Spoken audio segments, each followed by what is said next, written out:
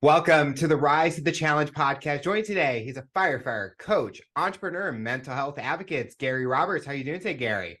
I am doing awesome, Alex. Thank you for having me on the show. We're so excited to have you on the show to talk about your rise to the challenge. What we like to do with all of our guests is go right to the beginning. Talk about where you're from and what you like doing growing up. Oh, I'm originally from Canada. I'm actually a sports fanatic. So I in Canada, you actually have two choices. You can grow up on skates or you can grow up on skis. I grew up on skis and then was a ski fanatic and a soccer player. So put both of those together, and I've pretty much almost broken every bone of my body at least once to be doing one of those sports. So that's what I was like when I was young. Parents were always carrying my own medical records around with me. It was much faster. What made you choose skis over skates? My dad, I guess he skied and he didn't skate. So plus I'm a terrible skater. That's, it, I was one of those guys, that you used to call the, back then, like I'm telling my age, I'm a little old now, but back then they used to have the enforcers. I would go in one direction to hit one guy, and that was my big play of the game. That was it. Done. Out. As I can go one way, can't stop. I use the guy to stop. That's how it is. But on skis, I could pretty much do anything. So, Is there like a signature place you skied at growing up? back in Canada, I was in the East Coast in Montreal, and so there was actually the Laurentians in where we used to go skiing. There was five ski mountains in all in one little district. So the town had maybe 1,500 people in it. But during the weekends, 50,000, 65,000 people would show up because, you got five ski hills and all the restaurants. So it ended up being a very interesting childhood as growing up. You mentioned that your parents brought your medical records around because you were breaking bones and stuff. When you were skiing or playing sports, was it more that kind of rebellious adventure side that maybe led to those injuries, or did you just enjoy and those injuries happened? No, it was a full out. I gave 110% each time, and it didn't matter what happened. It was, I was there. I was there for the moment. I would go full out, and whatever happened, happened. And most of the time, something broke. What was the hardest injury that you dealt with? The hardest injury I dealt with was I fell off a ski lift about 30 feet in the air, landed on a patch of ice, and broke my femur at 10 years old. And it went straight up into my hip. And I was back then, there was no putting rods in. So I was in traction for about 6 months, which was a pain because every time they want to change the bandage, the bone would go slide back upward and they had to pull it back. And then after that, I was in a body cast for another 6 months. But the body cast wasn't that bad because I figured out how to play soccer in a body cast. I could be goalie. I could just follow her sideways. Which again would put the persona on how I was like when I was a child. When you're in a body cast, your parents don't want you seeing playing sports outside, falling sideways, going, "What are you doing? You're already in a body cast. Could you not just heal first?" Did you ever think about like not doing these sports again because you don't want to risk another injury? Or you mentioned how you kind of you took the kind of a negative and you kind of took it as a positive and kind of just dealt with it. Never. That's basically my persona on how I do everything and how I've created everything in my life. I viewed it more as a challenge, Mhm. So let's say, like, again, a body cast. How can I play soccer? Okay, I can play goalie. I can fall sideways. I was doing freestyle. I used to do freestyle skiing like moguls, and I broke my arm, which was a fluke because I just fell over to the side. It wasn't anything extraordinary like falling 30 feet. It's just one of those, oh, look, I'm falling sideways. Put your hand out, wrist snaps. Oh. But then again, 2 weeks later, on pain pills, my arm in a cast, I ended up doing a freestyle competition with one arm in a cast. It didn't matter. As long as I could do what I wanted to do and what I love to do, I was going to do it anyways. I think a lot of people need that kind of mentality. Just go do what you love doing and go enjoy and have fun. Don't start like second guessing yourself because that's where you're like, I don't want to do this. And then you regret over time saying, I wish I did that in the long run. You become average. So Yeah. I was never that average kid. I was, according to my parents, a pain in the ass, but I was never average. I was like, there was something that I was going to do. It didn't matter what the consequences were. It's what I was. It's how I was, and it's how I still am. Growing up, did you have anyone in your life that was kind of a motivator or an inspiration for you? You know what? No, to be honest. Well, I can't say no. So I got in when you hurt yourself and break bones and stuff, you start learning how to recover and rehab stuff. And so it led me into, and I wasn't a skinny kid, I was a little chubby. So it led me into the gym. So I would say my inspirations were more like the Arnold Schwarzeneggers at the time, the Lou Ferrignos at the time, that would teach you, again, if you ever watched Pumping Iron, when you're on top of the hill, you're the king of the mountain, you're going to try to stay whatever you are to king of the mountain, but the journey is getting up that mountain. So that kind of led me up that no matter what happened in life, there is always a solution. There's always a way. It may not be the way you want it. It may not be the best choice, but if it gets you to where you're going to try to get, then you know what, it might be a choice you want, or an option you might want to take. With having those influences and those specific people, were you trying to go in that route, or just being able to be in the gym and kind of just figure out what challenges you can succeed at? That was the end goal. I think the end goal was, no matter what I tried, I always tried to be the best at. So if I went to the gym, I wanted to be like, the strongest guy in the gym, or be like the other guys. You see most people in gyms right now, it's we still laugh because they were like, okay, so they wouldn't work out their legs, so they have these really skinny legs and these really big bodies on top, and they would, totally, because everybody could see the arms and chest and everything else. Well, I was the opposite. My legs from skiing and playing soccer were already pretty big, and that's one of my most powerful things. So I just decided to create more power with them. So I was the other way around. While people were benching 300, I was squatting 300. So it was like, that was my forte. So I'm like, okay, you guys do that way. Just come join me when you're ready. I'll be over here by the squat rack. You guys go over there. So it's just finding the niche that you're good at, finding the niche that you can excel at, and then just go ahead and drive through whatever comes in your way. As you're getting older, did you ever find any new passions or something that you enjoyed besides skiing, soccer, those kind of activities?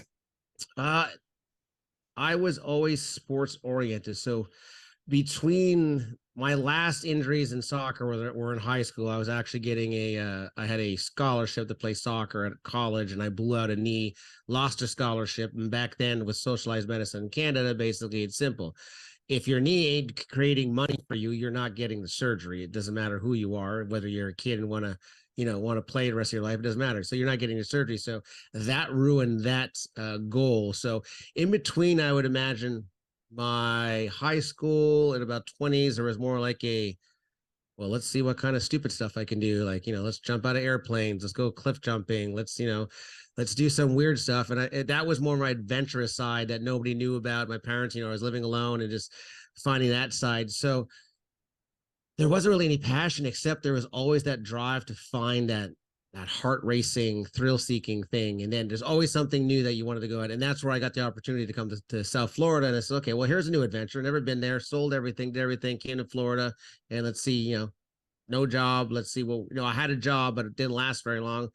Well, let's see what happens. And since then, I built, I ended up helping LA Fitness create their first few personal training studios when they moved to South Florida. So I was into personal training, and then I built a few studios of my own. And then, that passion, I still have it to this day, because I still own a gym to this day. But then I wanted something more, and that's where I got into firefighting, and that just became.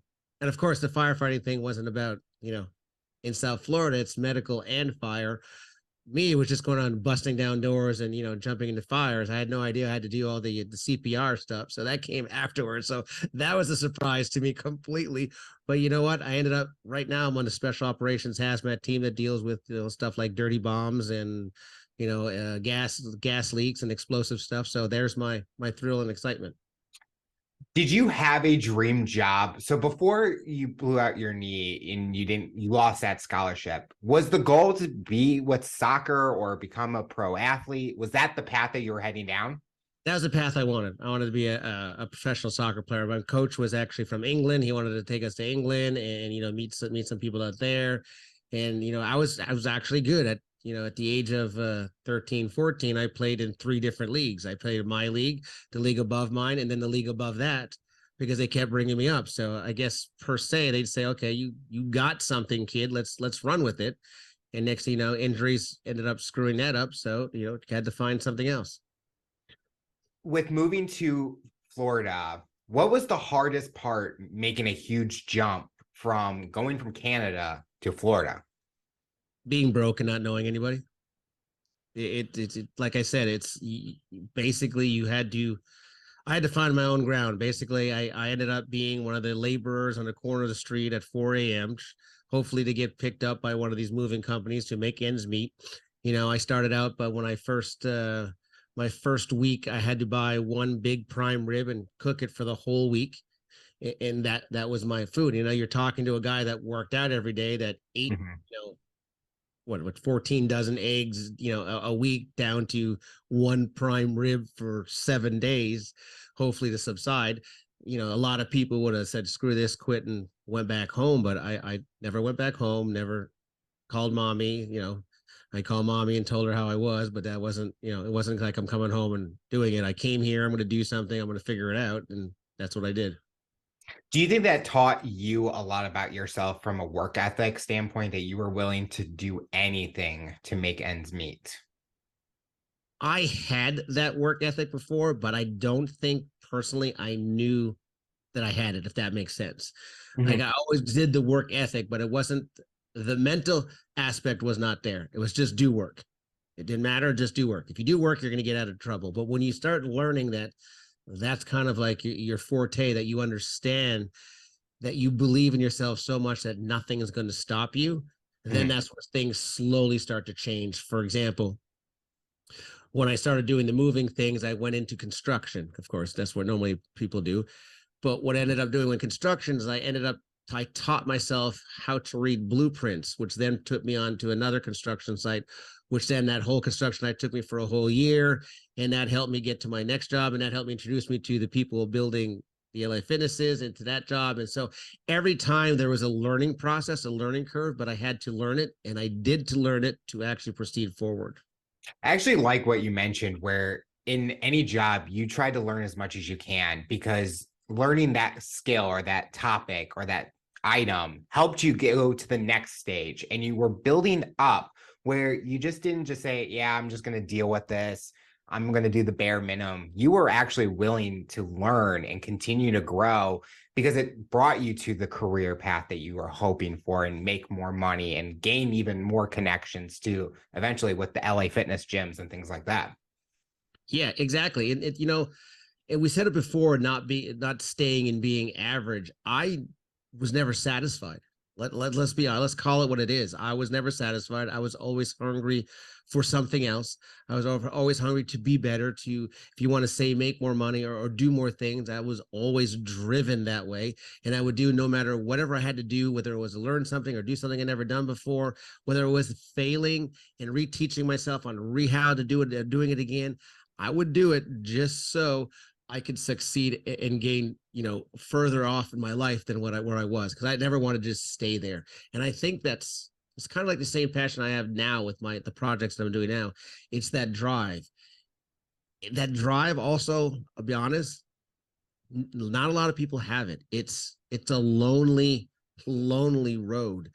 People will tell you can't do it. People will tell you'll never happen. People will tell you it's, don't try, you'll fail, you'll come to the end wits of yourself, to where you're actually talking to yourself going, why am I doing this when I can just sit back and fall on what I've already known? Why would I put myself in situations? And it's just who I am. It's my wife probably doesn't like it, but Working with in constructions and then going into LA Fitness, with talking about your prior injuries, did that ever play an effect, or were you rehabbed 100% fully recovered where it didn't stop you? that made it even better, because teaching myself how to rehab my body taught myself how to train other people better. Mhm. It taught me how to move better, and it was a different kind of thing than just learning, just lift a bunch of weights, don't eat chicken and eggs, and do this and do that. It was more, I ended up starting being the guy to where people goes, okay, well, I got back problems, or I just had back surgery, or I just had knee surgery. Well, you're going to go see this guy, because this guy had everything done to himself, so he's going to be able to help you out. And that's what ended up happening. I ended up being a specialist in knees and backs and shoulders, to the point where I've opened my gym now, and I'm actually working with an orthopedic group where they turn me as their strength coach, because again, I'm one of those people that ask a lot of questions. I don't take just because you have a, let's say, an Esquire behind your name or a doctor or a DR in front of your name doesn't mean that you know it all. To me, Mhm. I want to know exactly why you're telling me this, how you're telling me this, what do you think about it, and to be honest, it pissed off a lot of people. Is there's not very many people that actually, doctors want to say take this pill and go away, and I'd be like, why am I taking the pill for? Well, you got a back problem. Okay, so how do I fix it? He goes, well, you know what? You really can't do deadlifts anymore. So I would take the pen off the doctor's desk and throw it on the floor. And I would say, can you get that for me? He'd be looking at me like, I don't understand. I said, well, if I can't bend over and pick it up, who's going to pick stuff up for me? Because that's basically what a deadlift is. Mhm. Can you give me another reason why I can't do a deadlift? Uh, you know what? I think our time's up. And that's what I would always get. The same thing with knee problems and all this. So when the doctor at this Holy Cross group came up, he goes, hey, I need to talk to you. I've heard about you. I'm like, okay. So I want you to come meet my whole team. I'm like, okay. And we sit down and he goes, so is there anything you want to tell us first? And I says, yeah, don't trust any of you. And he busts out laughing. He goes, and that's why I like you. I'm like, I don't believe anything you guys are saying because there is an opportunity that if you get injured, the toughest thing is actually recovery. Mhm. There's no end about it. Two things are going to happen. You will continuously have to recover and continuously have to work out for the rest of your life. It don't matter. It don't, just because you have surgery or reconstructive surgery doesn't mean that you're fixed. It's just all they do is make sure that the item is fixed, but it doesn't mean you can move properly. It doesn't mean that you can't do this properly. So you have to reteach yourself those. Well, then you need to strengthen that aspect of it. By strengthening that aspect, you have to understand how it moves and so forth and so forth. So when doctors say don't do this, some of the times it makes absolutely no sense. And when people used to come to me and say, "Yeah, doctor says I can't do that," and I said, "Why?" They would just give me this blank stare, like I don't understand what you're talking about. Why can't you squat? Well, he says bad for my knees. Okay, how do you go to the bathroom in the morning? Yeah. And all of a sudden you get that blank stare. I'm like, that's a squat. Oh, because they use the term squat and it's a gym thing doesn't mean it is. It's a sit down and stand. You Yep. still have to be able to do that. Let's be honest. If you can't sit down and stand, it's not going to work. It's kind of like, okay, when you do your push-ups, put your chest to the ground. Well, that's not how we do push-ups. Okay, well, if you fall on the ground, are you going to stop 3 inches from the ground or are you going to land straight on your face? Well, I'm going to land on my face. Okay, well, then practice getting up from your face.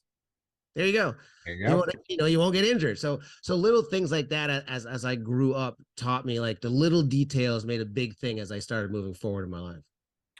Looking at your fitness journey with owning a gym and those kind of things, what's been your favorite accomplishment that you've achieved? One would be actually for myself, just two things. For myself, returning to back to competition to where I owned a CrossFit gym. So it was a big thing. I don't know if you know about CrossFit and the CrossFit games and all that. Well, I would like, again, I'm a competitive person. Between the age of 18 till about, say, was it, I guess about 39, 42, somewhere around there, no competitions. It was basically just, I'm bored. What do I do? How do I figure out? Am I going to hurt myself again? Am I going to break another bone? Blow another knee out? By then I've blown out both two knees. And so it's like, can I do this stuff like they're doing, like you see on CrossFit TVs? Can I do this? And I said, okay, well, let's try first. And then when you start doing it, again, small details make big differences. That's what I found out. And then for 4 years in a row, I ended up being like in the top 100 in the world in my age group, which is a super, feat at my age when I was doing it between 45 and 47. 45 and 47, you're not supposed to get better. Mhm. You're supposed to, everybody goes, it's downhill after 40. No, it wasn't downhill. I was getting better every year, and then more injuries came and stuff. That's what led me into my new projects now. But that was one of the things. And the second thing was actually seeing people do things they never could do before. Yeah. I had a lady come and see me and she goes, okay, I would like to try CrossFit. I've had neck surgeries. I'm not allowed to do anything overhead, to completely participating in her first CrossFit open type thing with doing stuff overhead, able to move her neck by teaching her how to do stuff that her doctors or physical therapists never taught her to do. And all of a sudden, her whole life changed and stuff like that. So the aspect of making somebody better than they really are, was a second bonus. And I wasn't those, how do you say it? I wasn't a nice person. Let's be honest. It's my attitude was simple as I care so much, I will tell you the truth. So if you suck, I'm going to tell you you suck, but I'm going to tell you how to get better, but you're probably not going to like the way I'm going to tell you to get better because it's going to cause you to do work. Mm-hmm. But if you put in the effort, again, this is my work ethic from being, from young to now. If you put in the effort, you will succeed. Period.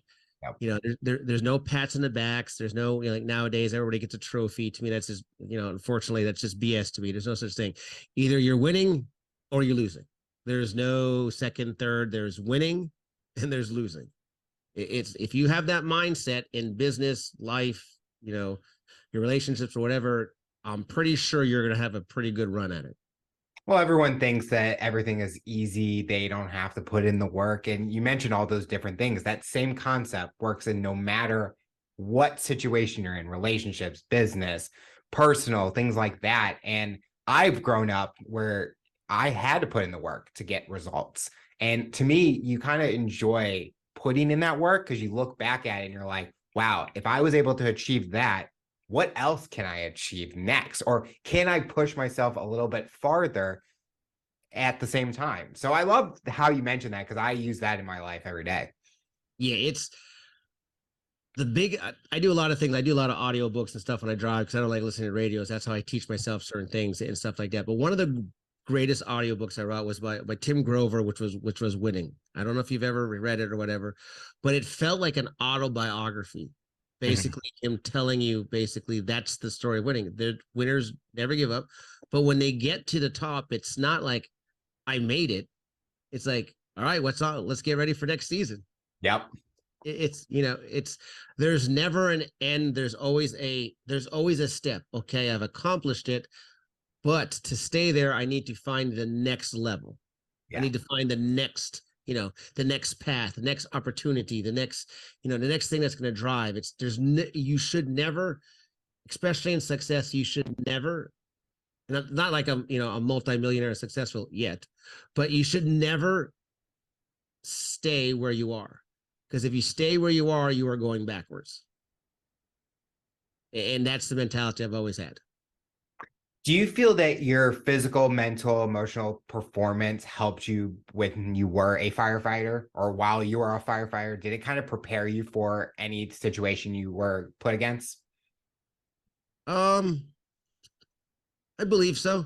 That's kind of like a trick question because a lot of people don't know what we do, and that's where the mental health advocacy comes in. And I try to teach people what we do. I give the biggest examples. If you watch movies, so I don't know if you've seen Backdraft or anything, but if you watch movies, you'll understand that if I see a war movie, I know what I'm going to see. I'm going to see people blown up. I'm going to see people shot. I'm going to see people mangled. If I see a firefighter movie, what are we going to see? We're going to see like a little dangerous stuff, a little man in a big burning building, like, oh, I'm going to save you. And they save people and they got a little black soot in their face and nothing real. Well, what we really see is what you see in the war movie. And that's what we see. When we go into a burning building, for example, what I tell people is that when I go to a burning building to save somebody, that person's been cooking in a microwave or oven at 1400 degrees. They're not, basically put together properly. When we pull them out, their skin comes off with them. That skin gets stuck to our gloves, gets stuck on our nose. We breathe it. We try to help the people out. They're screaming. You still smell burnt skin, burnt hair, burnt everything. That is one call out of one day that you signed up for 30 years of your life.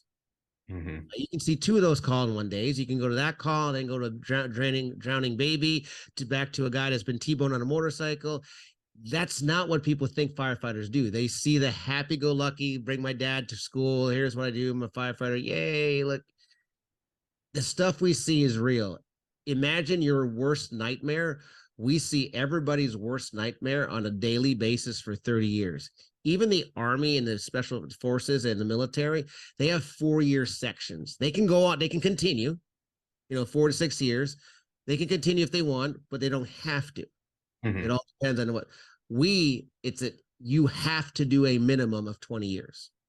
Wow. Otherwise, you don't get to your final goal, which is the retirement and the pension and everything else. So most people, a lot of people I've seen sign up that got hired, they go their first call to where a limb's missing, and that's it. They're done. They quit. It's not something they were ready for. So us, we spend 30 years desensitizing, which causes a lot of issues, family issues. You get be called like you're not empathetic. You know, it's not that we're not empathetic. It's that we're used to there is no emergency we're not ready for. So we will not freak out. It Mhm. is straight, honest, cold truth, fix, move forward, move on. Next, let's go have lunch. And that builds up in the mental health and more or less in a lot of firefighters and police officers, and that's why suicide's so rampant in our industry. Did that job play an effect in your personal life? Uh I believe it does. It's very, again, I'm basically, it's not that I'm not a sensitive person. Some people feel that I don't have feelings, but it's because we've trained ourselves to not have them, if that kind of makes sense, because we can't freak out while everybody else is freaking out. So it makes it extremely difficult trying to empathize with my wife sometimes, with my kids sometimes. I lost my daughter to an opiate overdose, and I see overdoses on a daily basis that I bring these people back, that I wonder why the firefighters couldn't bring my own daughter back when I do this constantly on a daily basis. The guy's not breathing, he's blue, but we bring him back anyways. So that does play on my mind. That's why we started creating the project in Costa Rica that we're creating for first responders and veterans and everything else. But yeah, it's difficult because our patients swear it's not, it's the stuff that we see every day is not normal.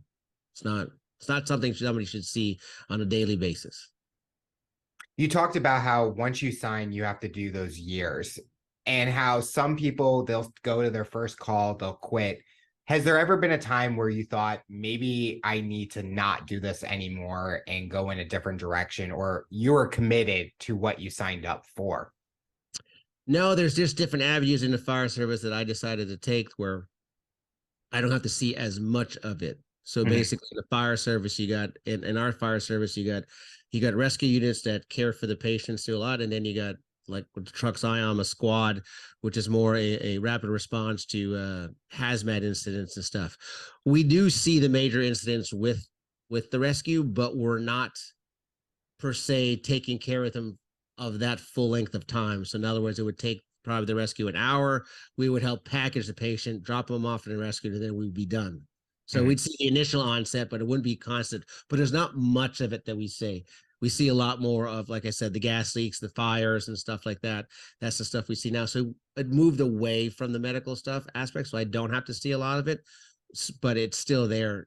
Like, again, finding that niche to where we can move forward and do something else and train ourselves and move forward and stuff like that. That's what I did. You just talked about how when people watch movies and TV shows based on your career path, and how it's all kind of, it ends in a good story in a way.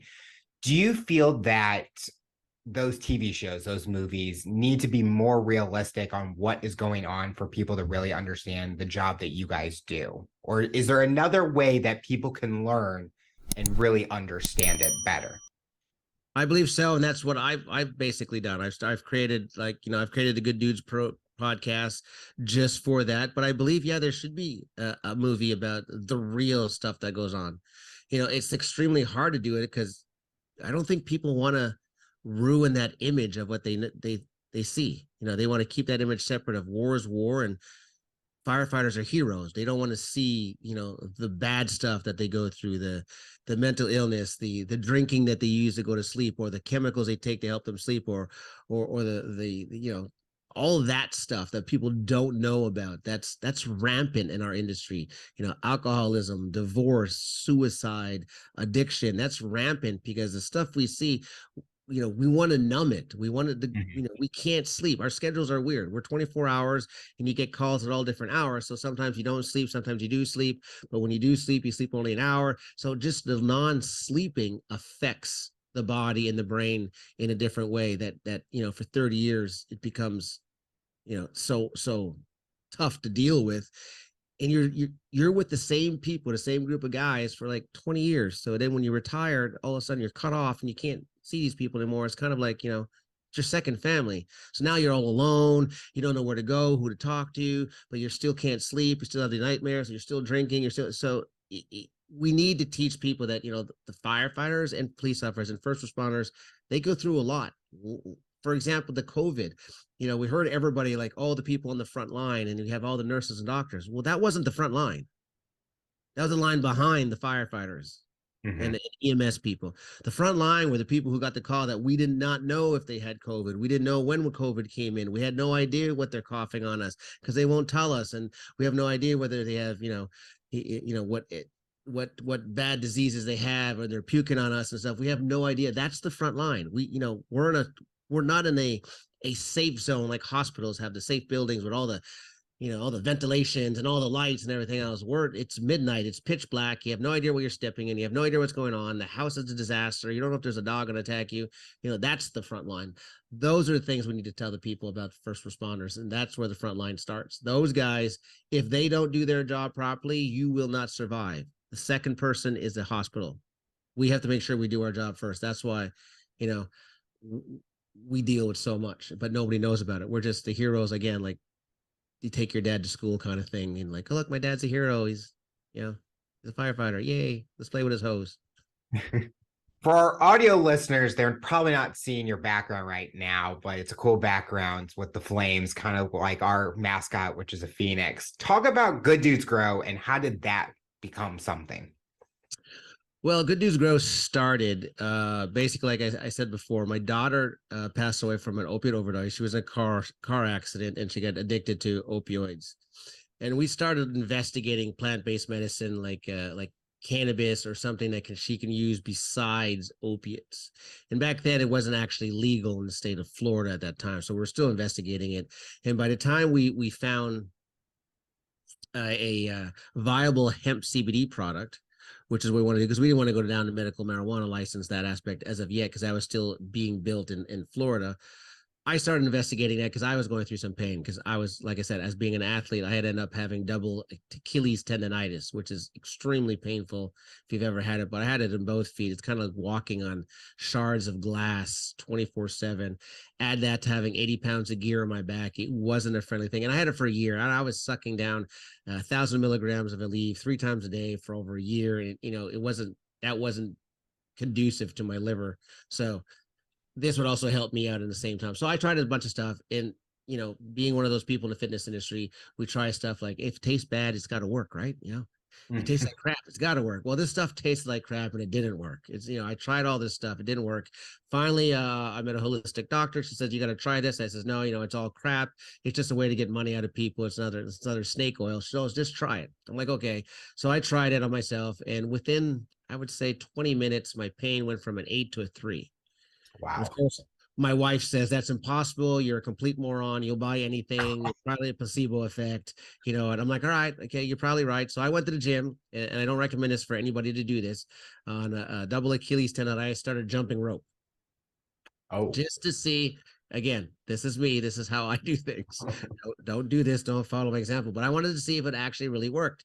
And the pain never went back up. The pain after, when I stayed on it, pain actually went away. So we got in contact with the farm, and we started creating. I wanted to create my own line, which I do have for firefighters, first responders, and everything else, so that we wouldn't get fired. Something without THC in it, because back then it was still the whole battle of was it THC, not THC? Nobody knew. Everybody was trying to sell something, make a dollar. I was just more interested in helping people and get that. So by the time we got that done, unfortunately, on my daughter's 27th birthday, she passed away. Her goal was to create a project that we could actually change opiates into a health and holistic way using plant-based medicine, and do that and revamp the whole addiction recovery process, because she decided to go put herself into rehab. And what she found out was that while she was in rehab, they put her on more medication. And when she left rehab, they added more medication. So it really didn't get her off anything. It just gave her a substitute for what she was on. So this was all her concept and her idea. And that's what we started down. We started down that path. At the same time, I provided this product to a couple of firefighters who had some pain. And within 2 days or 3 days after they were on it, they called me up and said, one of them called me up and said, "Hey, listen, I don't know what you gave me." And then I went, "Oh my God, what happened? Did you get busted on a drug test?" Because this was all new for us. We're still trying to figure it out, but we knew our products had no THC. But just in case, I'm like, "Did you pop a drug test?" He's like, "No, that's all cool." He goes, "But I've been having nightmares, not being able to sleep. I've been extremely upset with my family, can't stand my kids. After 3 or 4 days on your product, those voices in my head subsided. They're still there, but they're not there all the time." Wow. Now you got to understand, police officers, military, firefighters, we're all type A personalities. We're not just going to tell you how we feel. Again, Mhm. back to our mentality of we've taken our feelings and controlled them. We're not just going to let you know how we feel. You're going to have to drag Yep. that crap out of us no matter what. So I went, okay, so this is interesting. So now all of a sudden this stuff actually helps some mental health issues and stuff like that. So let me bring it to the fire department and say, "Hey, listen, we need to really investigate allowing us to use the one that's federally legal with a little bit of THC in it so that we don't get fired." So I went to the union, and the union told me basically go pound sand. That's never going to happen. I don't care what you say, not going for it. I'm like, okay, well, you're not going to do it. So I want to go to the management, chiefs, and all that. And they says, "Not a chance. Forget it. We're not letting you do this because we don't want you all being stoned." And it's like, okay, that has nothing to do with what I'm talking about. But okay, go to human resources, talk to them. They're like, "No, we're not. We don't want. We have no idea what you're talking about." And so I had 3 doors slammed in my face, and I said, "Okay, I've been doing this for a while underneath the radar." Because technically our contract says I'm not allowed to sell contraband. Technically, it's not contraband, but they think it is contraband. So I'm like, okay, so this is not good.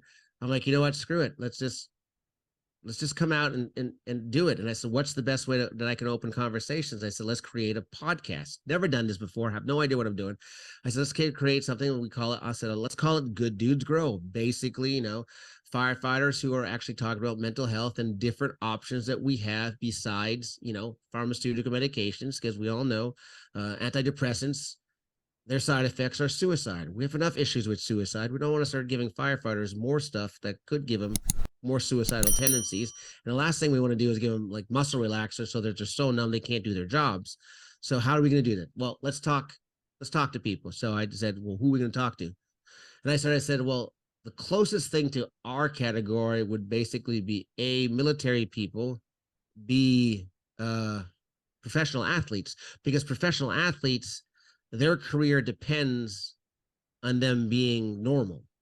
Yeah. So if I get professional athletes who are now using this type of stuff and are still normal, then it's a conversation that we should have. So I got like Kyle Turley on my show, and I got a couple of professional football players, a couple of NHL Stanley Cup, people that won a Stanley Cup, a couple of Super Bowl champions that are now, advocates of this kind of stuff.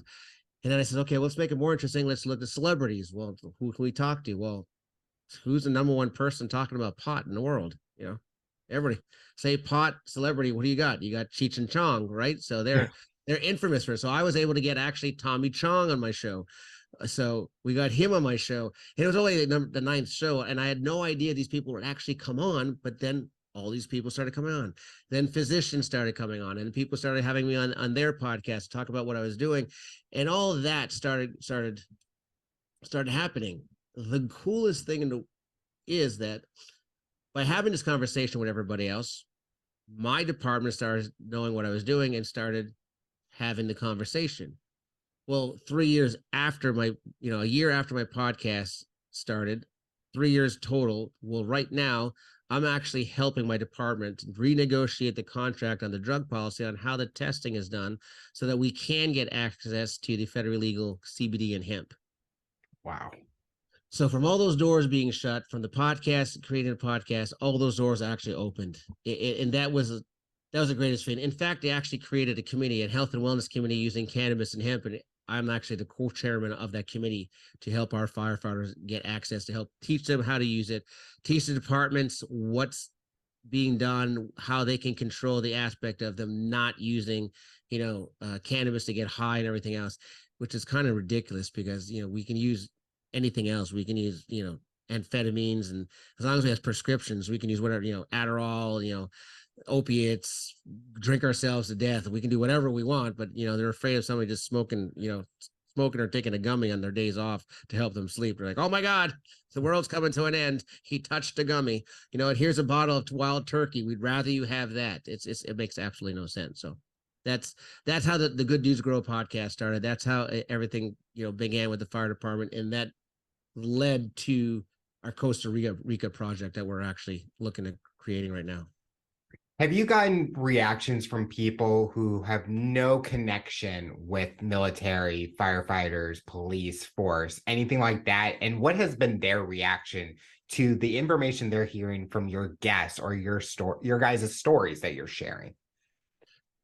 They weren't aware. It's basically helping remove the stigma. It's open to conversation to everybody, to the elderly who thought that it's better to take this box of pills instead of actually taking the edible, or it's open to conversation to physicians who never thought about using this as a remedy. It's got even as far as right now with all the, let's say, you see the accidental, I'm not going to say overdoses, but the accidental intoxication of, kids using too much or getting their hands on mom's chocolates, and the old edible idea. So everybody understands, when you take an edible, it's going to take about 2 hours to hit you. So if you take an edible, you might want to wait for 2 hours before you decide to take another one.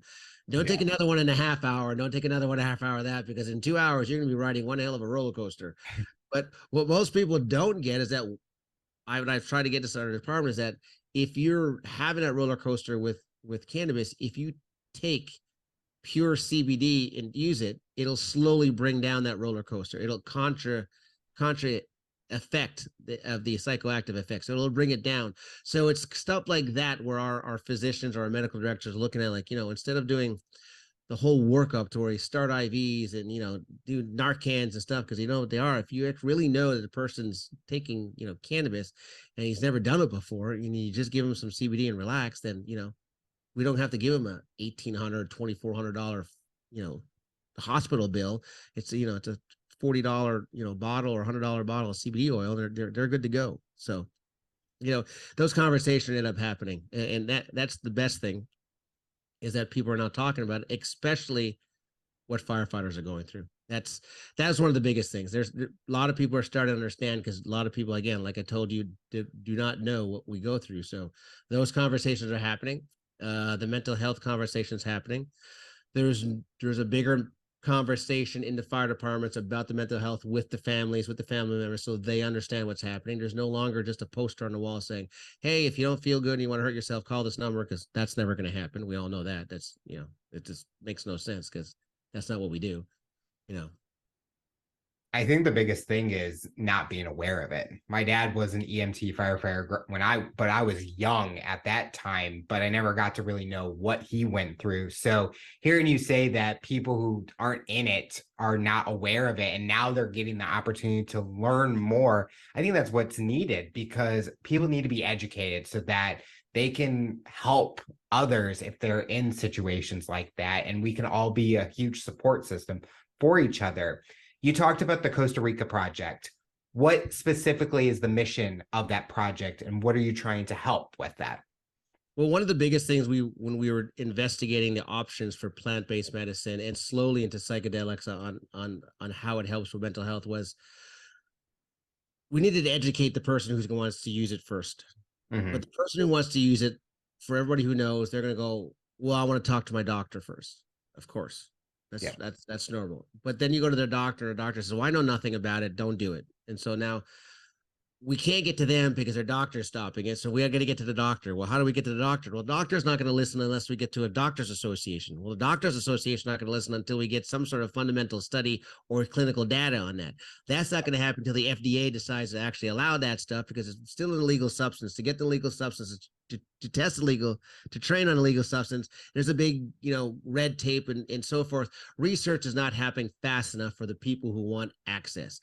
The only people who are getting access right now are people who are at end of life. So in other words, you're dying, they're going to give you an opportunity to smoke a joint, which is completely retarded because, the last thing you want to do is wait till I die to feel good.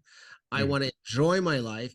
Yes, the people who are dying, it can help them. It will help them feel good. Yes, but it shouldn't be a end of life medication. It should be a preventative medication so that the people who are doing the jobs like the military, first responders, don't have to go through the suicidal tendencies and wait till it's the last resort, may or may not work kind of thing. So what we decided to do is says, well, let's create a facility. Let's create a 5-star resort where we can treat these people, where the resort is a data collection site so that it collects real-time data on people who are going to use cannabis and psychedelics underneath a research and medical framework, which we can also use to actually create clinical data with the country of Costa Rica and build that so that we can provide the FDA with protocols as these medications roll out. The reason why I think that's an awesome idea is we can create preventative substances. So basically, like for one of the things is MDMA. MAPS' second trial came out, says MDMA. 67% of the people who did it says they're no longer clinically diagnosed as having PTSD. So it's no longer masking the issues, it's actually curing the people from their mental trauma. If we can get firefighters, first responders, veterans who are actively in duty to go Mhm. and use these sessions, maybe we won't have that huge build up that'll cause that suicidal tendency down the road. Let's do a 1 year checkup and everything else. But the problem with that is that it's not the medication that does it. It's a combination of the psychotherapy plus the medication plus the intention plus understanding. So there's a group of things that work together, and we just don't want to decriminalize everything. Said, here you go, pop this pill, you'll be fine, because chances are you won't be fine. It could Mhm. cause a huge side effect issue. If you have suicidal tendencies and you decide to take MDMA and you're already suicidal, well, the MDMA is going to actually, for those who don't know, MDMA is actually ecstasy. It'll enhance those suicidal tendencies. That's what ecstasy does. If you're kind of like, if you're horny and you take ecstasy, it's going to make you hornier. If you're angry and take ecstasy, it's going to make you angrier. So it enhances the feelings you're feeling at that moment. So we need to make sure that the people who are using these substances know what they're going to use, has the intention of what they need, talk to them first and prepare them for the journey they're going to go on. And then afterwards, what they end up seeing through these medications, whether it's cannabis, psychedelics, or VR or anything else, have a place to go after they've done it so they can actually keep working through what they saw and what they learned and everything else to make sure that it actually is a long-term effect on it. So that's what we're building on in Costa Rica. We actually have an appointment with the Deputy Minister of Health in a couple of weeks to talk with them just to get backing from the country. We got a lot of partners from Canada, the UK, Australia, who are backing the project because, again, Costa Rica is a great place to go. It's a wonderful place. It's a wonderful place. The medical system is exactly the same as Health Canada and the United States. There's a lot of people who go there for medical procedures because it's 1/3 of the cost of the United States. So it's super cheap with the higher qualifications. So we said, let's build this facility there. Then we'll take those things and bring it back to the United States and teach everybody what we were taught, and hopefully that we can build these super wellness clinics where it's everything from a nutrition, fitness, mental health type style, preventative medicine, to where we can benefit the country of those who need. So when you're not working, you're not doing fitness, what is something fun you like to do? A lot of our listeners love to really learn more about the person nowadays. What do you like to do for fun? That is fun to me. That's the problem. There's nothing wrong with that answer. It's the excitement is pushing myself in the gym to see what I can do. Right now, I just had knee surgery. I broke an elbow. I'm trying to get back. So that's my fun, trying to get back to where I was before. And it's just a drive of creating something that other people need. That is my fun. That's what I want to see happen. There's nothing wrong with that. There's nothing, that's I don't go out and party. I don't go. Just really, my party is helping other people. That's what I want to do. That's my fun. My fun is seeing other people succeed. As weird as that sound, or as sometimes people say, you're the worst person to work for. It's not that I'm the worst person to work for. I strive for everybody to be better. And that means everybody's got to work together. Whether you want to come with me or not, if you jump on the wagon, we're going it, but it's going to be one hell of a ride. It may not be fun, be one hell of a ride though, but that's my basically my intensity and my fun. The final question I'll ask you, for someone that's listening to this interview based on your journey and experience, what tips or advice would you give them to overcome obstacles, accomplish their goals, and rise to the challenge? A, just do it. B, don't expect to do it all at once. And C, start. Know where you want to go. Start by taking that first step. Because every step you take towards that goal, whether it's sideways or forward, never backward. Sometimes you will go backward, but as long as you still see the forward step about going backward, because you always have to reevaluate. Mm-hmm. Reevaluating doesn't mean you're stopping. Reevaluating is just shifting what you're doing to make sure you get to that forward movement. And those small steps are actually always big wins. And as long as you are winning, it'll be a lot better to overcome the losses that you get. For example, I tell a lot of people, and I make a big joke about it. It says, can you do a pull-up? Yes. I said, okay, well, I need you to do 100. And they all look at me and goes, you're crazy. I can't do 100 pull-ups. No, you can. You just told me you can do one. If you do one at a time, sooner or later, you'll get to 100. Yep. Doesn't mean you're going to get there fast. It doesn't mean you're not going to beat it, but you will get there. It'll start to get tough, but if you don't give up and reevaluate, hand grip, positioning, again, you will still get there. So taking those small steps, whether it doesn't matter what it is, just starting, opening the business is a small step. Just writing down what you want to do is a small step. Waking up in the morning and doing one thing that propels your goal forward is a win. And as long as you keep winning, you'll get to where you want to go. Winning is the key. Again, like I said, it's you're either winning or you're losing. There's no standing still. Well, Gary, I want to thank you so much for coming on the show and talking about your rise to the challenge. You're inspiring so many people, and we are excited to see what the future looks like for you. Alex, I appreciate it. It was a great time. And, anytime, reach out. Again, people can reach out. If you put the links to our show, our Good Dudes Grow show, I can answer all the questions they want. I have absolutely no problem.